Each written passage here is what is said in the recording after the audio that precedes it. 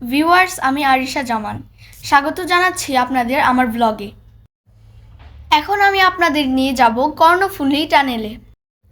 আমরা চট্টগ্রাম থেকে ঢাকায় আসার পথে টানেল প্রবেশ করেছিলাম। কর্ণফুলী টানেল হলো বাংলাদেশের চট্টগ্রামের কর্ণফুলী নদীর নিচে অবস্থিত একটি সড়ক সুড়ঙ্গ। 2023 সালের 28শে অক্টোবর তৎকালীন প্রধানমন্ত্রী শেখ হাসিনা এই সুড়ঙ্গ পথটির উদ্বোধন করেন।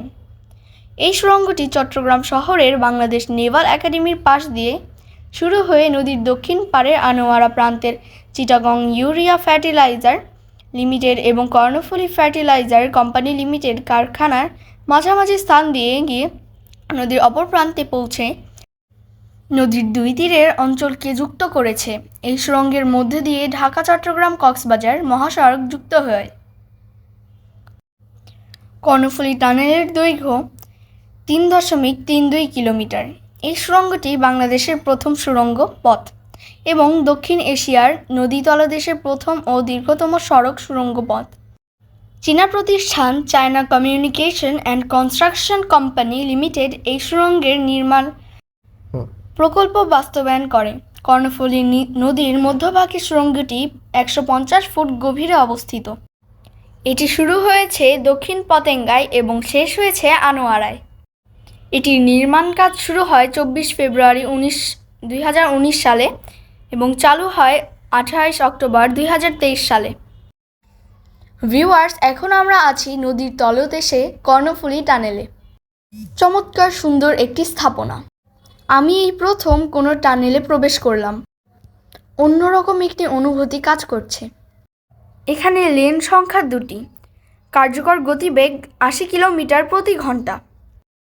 এটির প্রস্থ 10.8 মিটার। কর্ণফুলী টানেলে প্রবেশ করতে হলে নির্ধারিত টোল দিতে হবে।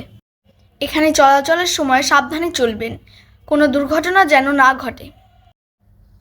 সুড়ঙ্গটির মূল দৈর্ঘ্য 3.32 কিলোমিটার, তবে এর সঙ্গে 5.35 কিলোমিটার সংযোগ সড়ক যুক্ত।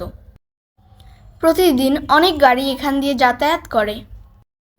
এখান দিয়ে যাতায়াত করলে আপনি চট্টগ্রাম শহরের জ্যাম এড়াতে পারবেন। আমি শুরু থেকে শেষ পর্যন্ত সম্পূর্ণ টানেলটি ভিডিও করেছি। 5 মিনিটের একটু বেশি সময় লেগেছে এই সম্পূর্ণ টানেলটি অতিক্রম করতে। আমার সাথে সাথে সম্পূর্ণ টানেলটি আপনারাও দেখে ফেললেন। যারা এখনও দেখেননি তারা অবশ্যই এই টানেলটি দেখতে আসবেন। অন্যরকম একটি অভিজ্ঞতা হবে। ভিউয়ার্স, এরকম সুন্দর সুন্দর জায়গাগুলি দেখতে আপনি আমার চ্যানেলটি সাবস্ক্রাইব করুন এবং আমার ফেসবুক পেজটি ফলো করুন।